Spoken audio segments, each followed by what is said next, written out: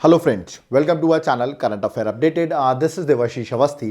जैसे आपको पता होगा मैं डेली करंट अफेयर्स आपके सामने डिस्कस करता हूं। तो आज हमारा डे जो होने वाला है that is going to be 29 July. तो उसके साथ साथ 28 और 29 जुलाई दोनों को मैंने कंबाइन कर दिया है।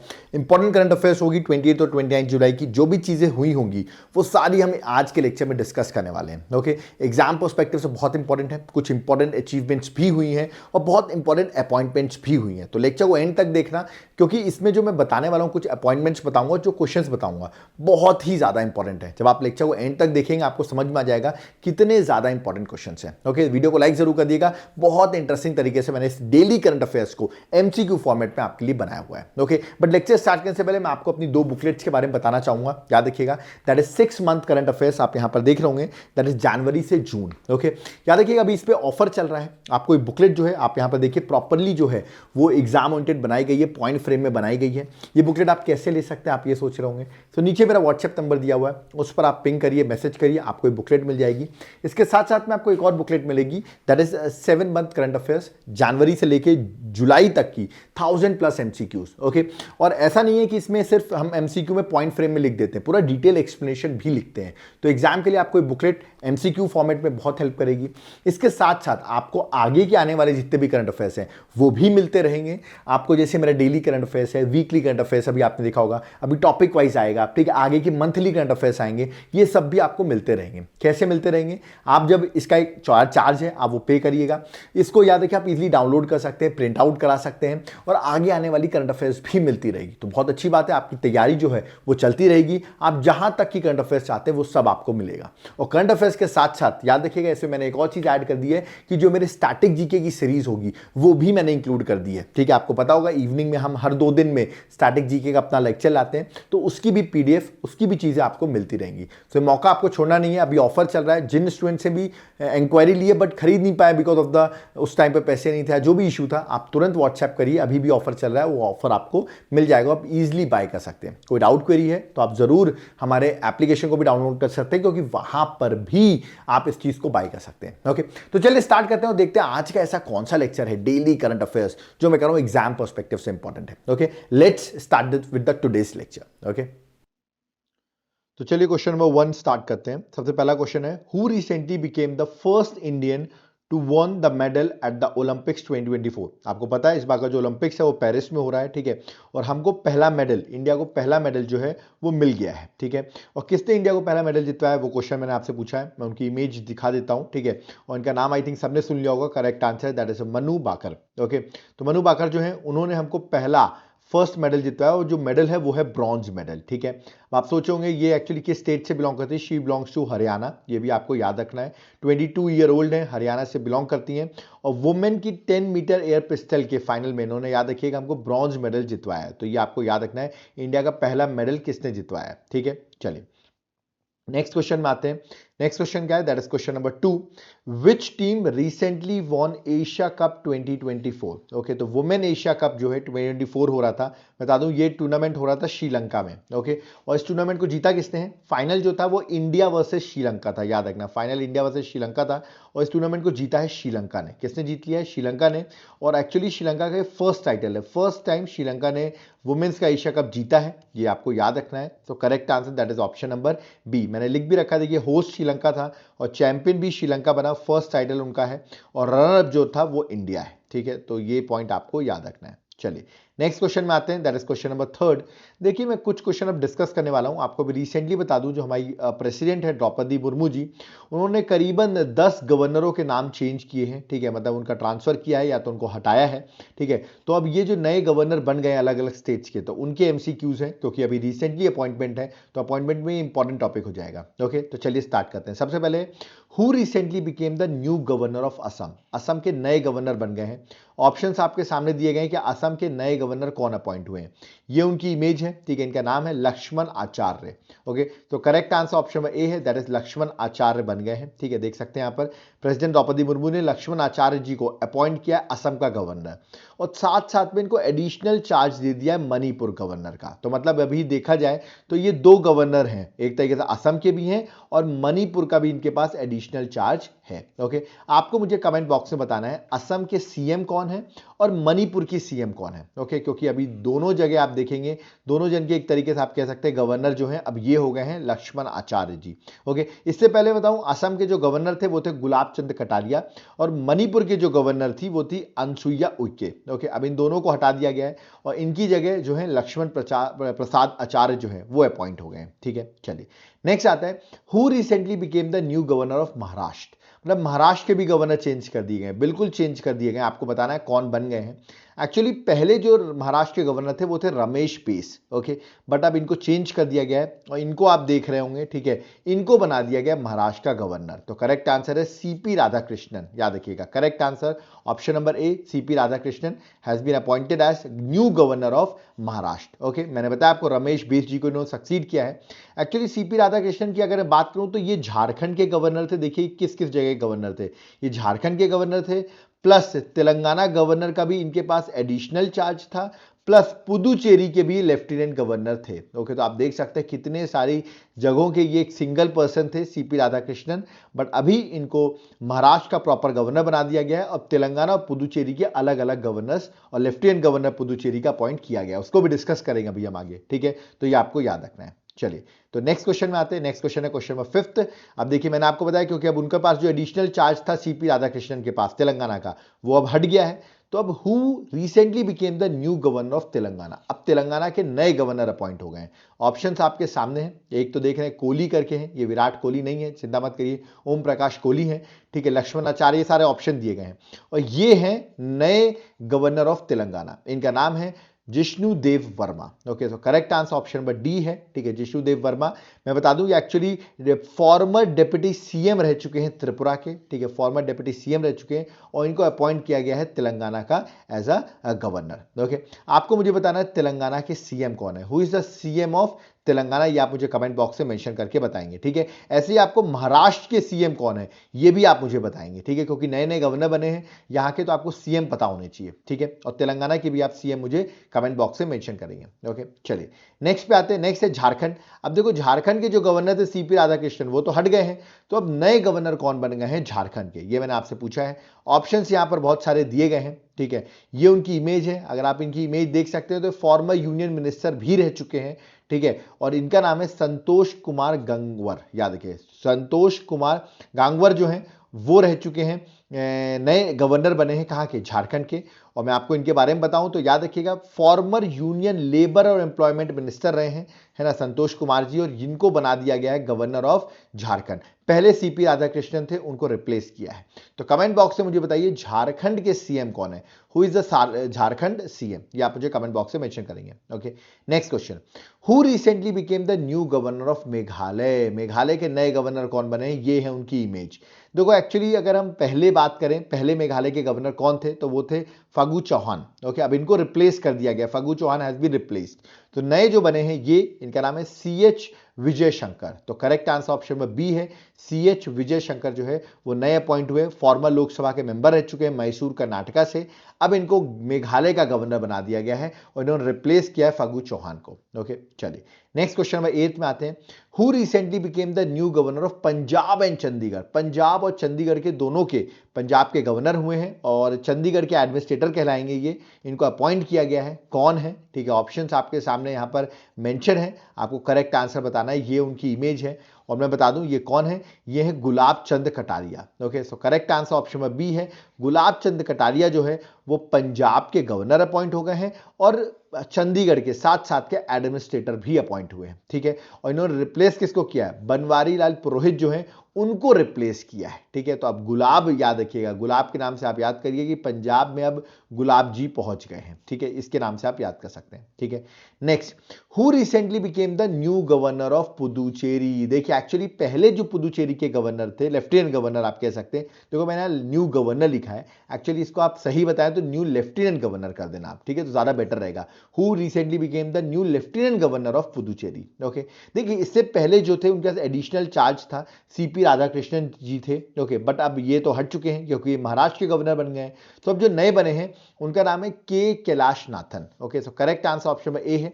देखिए यहां पर आप देख रहे होंगे, बता दूं ये फॉर्मर आईएएस ऑफिसर रहे हैं, ठीक है। इवन ये गुजरात के, याद रखिएगा, गुजरात के जो सीएम है भूपेंद्र पटेल, उनके अंडर ये चीफ प्रिंसिपल सेक्रेटरी रह चुके हैं, ठीक है, प्रीवियसली, और इनको बना दिया गया लेफ्टिनेंट गवर्नर पुदुचेरी का। ओके, सो कमेंट बॉक्स में आप मुझे बताइए कि पुदुचेरी के सीएम कौन है, who is the CM of Puducherry. Plus आप मुझे पंजाब और याद रखिए पंजाब के भी आप मुझे क्या बताइए, सीएम कौन है at present, who is the CM of Punjab, ये आप मुझे बताइए। दूसरा आप मुझे बताइए मेघालय के सीएम कौन है, मतलब जिस जिसके गवर्नर अपॉइंट हुए हैं उनके मैं आपसे सीएम पूछ रहा हूं, ठीक है। तो मेघालय के भी बताना, ठीक है, पंजाब के भी बताना, और आप मुझे पुदुचेरी के भी सीएम बताना। ओके, चलिए नेक्स्ट क्वेश्चन है। Next question, question number 10th, who recently became the new governor of Chhattisgarh. अब आप देख रहे हैं कितने सारे नए गवर्नर बना दिए गए, इसलिए सारे एमसीक्यूज इंपॉर्टेंट है।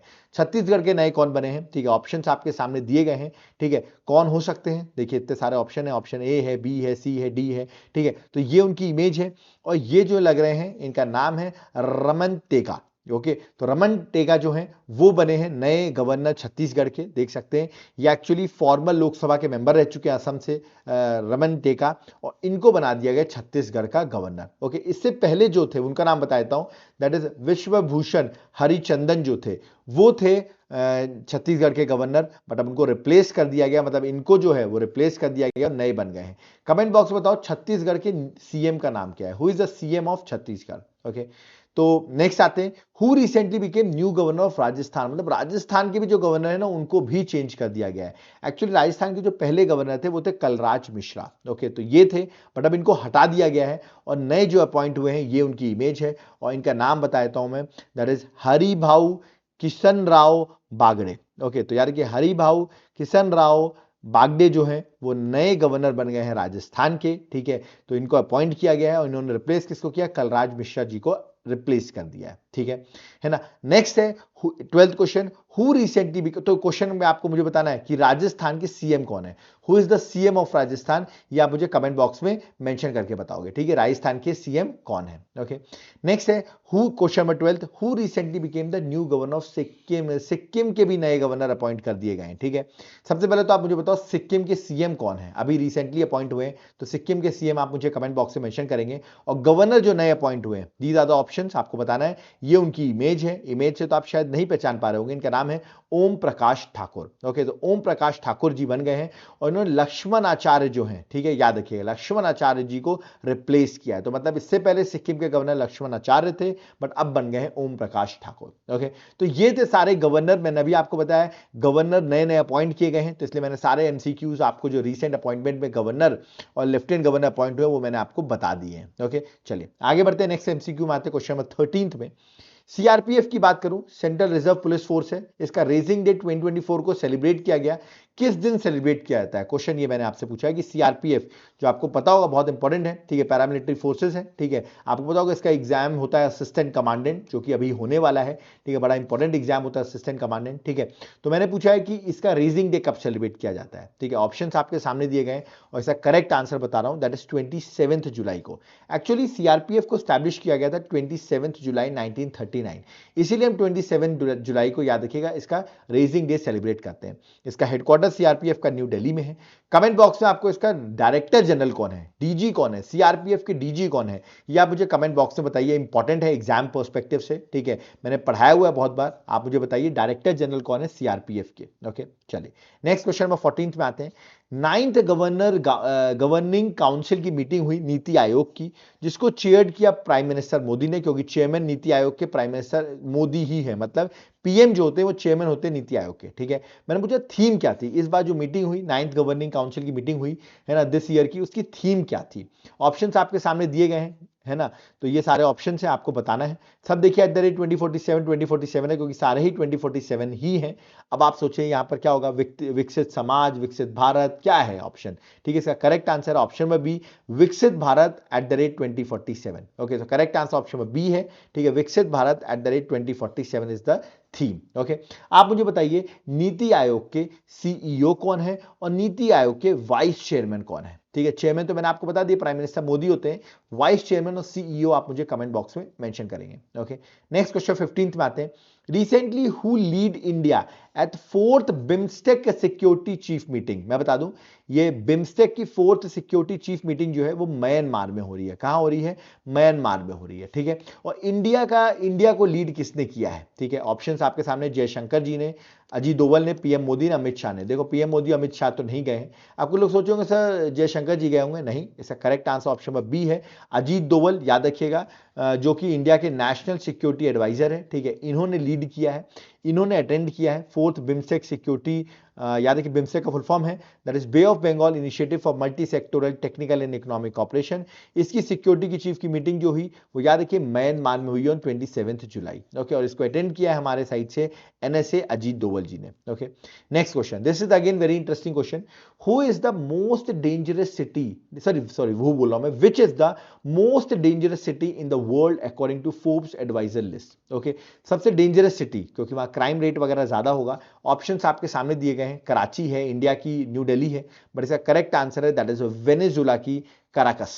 ओके, सो वेनेजुला की जो कराकस है वो बनी है वर्ल्ड की मोस्ट डेंजरस सिटी। ओके, तो करेक्ट आंसर ऑप्शन में ए है। ठीक है, और अगर मैं बात करूं क्यों बनी है, of course because of high crime rate, violence, political instability, economic challenges, इसकी वजह से ये टूरिस्ट के लिए देखा जाए तो मोस्ट रिस्की सिटी है। ठीक है, अब आप कहेंगे इंडिया की कोई है क्या? इंडिया की टॉप 10 में नहीं है, मैं आपको बता दूं। ठीक है, बट अगर आप देखें, अनफॉर्चुनेटली अगर हम देखें तो न्यू दिल्ली की रैंक 12 है और मुंबई की रैंक जो है वो 14th रैंक है। ठीक है, तो ये जो अभी इंडेक्स की रैंकिंग आई है कि कौन सी सिटी डेंजरस है टूरिस्ट के लिए, उसमें न्यू दिल्ली और मुंबई का नाम है, which is a concerning issue. Okay, तो यहां पर जितने भी एमसीक्यूज थे आज के वो मैंने सब कवर करा दिए हैं। आपने देखा होगा मैंने आपके लिए बड़े इंटरेस्टिंग एमसीक्यूज यहां पर लेके आया था। ठीक है, अब मैं यहां पर थोड़ा सा डिस्कस करना चाहूंगा अपनी बुकलेट के बारे में। देखो, मेरी 6 मंथ की करंट अफेयर्स की बुकलेट है, जनवरी से लेकर जून तक की सारी करंट अफेयर्स कवर है। आप देख सकते हैं कैसे इंपॉर्टेंट डेज, अपॉइंटमेंट ऐसे करके कवर कर रखा है। इसको सिर्फ पढ़ के चले जाना, प्रॉपर रिवीजन हो जाएगा आपका। कैसे मिलेगी बुकलेट? नीचे व्हाट्सएप नंबर दिख रहा है ना, इस पर आप मुझे व्हाट्सएप करो, मैं आपको इसकी डिटेल्स दे दूंगा। देखिए किस तरह कवर किया जाता है, प्रॉपर इंपॉर्टेंट डेज वगैरह, अपॉइंटमेंट्स वगैरह, नेशनल न्यूज वगैरह, सब कुछ प्रॉपरली कवर्ड होती है और पॉइंट फ्रेम में होती है। आपको गो थ्रू करना और एग्जाम आपका क्रैक हो जाएगा, इसी से क्वेश्चंस आपको देखने को मिलेंगे। तो व्हाट्सएप करो, आपको ये बुकलेट मिल जाएगी। इसके साथ साथ आपको एमसीक्यू के लिए भी दिक्कत आती है, तो 7 month current affairs MCQ booklet जनवरी से जुलाई आप देख रहे हैं पूरी कवर्ड है, एमसीक्यू फॉर्मेट में देख सकते हैं, प्रॉपर डिटेल्ड में इसके एक्सप्लेनेशन भी दिए गए हैं। ये बुकलेट कैसे मिलेगी? अगेन व्हाट्सएप करना पड़ेगा। देखो एक्चुअली आप सोचो सर इतनी सारी बुकलेट है, सबके अलग अलग कॉस्ट होंगे, आप बोलेंगे ऐसा कुछ नहीं है। मैं आपको सारी बुकलेट और भी चीजें, जैसे अभी आपने ये लेक्चर देखा डेली करंट अफेयर्स, वीकली देखते हो गए, अभी मेरा संडे को वीकली भी आया था, टॉपिक वाइज आता है, सब्जेक्ट वाइज आते हैं, इतने सारे आते हैं।